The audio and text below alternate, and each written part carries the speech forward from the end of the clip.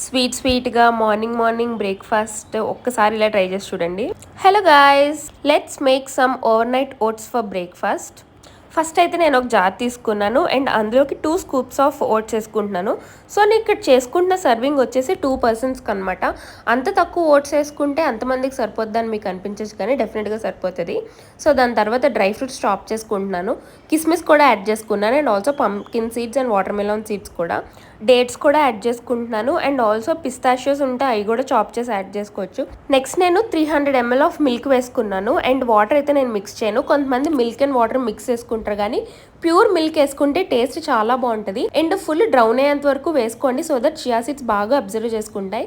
దీన్ని over night ఫ్రిడ్జ్లో పెట్టండి అండ్ మార్నింగ్కి అయితే ఇలాగా మిల్క్ అంతా అబ్జర్వ్ అయిపోయి ఉంటుంది. So you can add fruits, honey and నేనైతే కొంచెం మిల్క్ కూడా యాడ్ చేసుకున్నాను.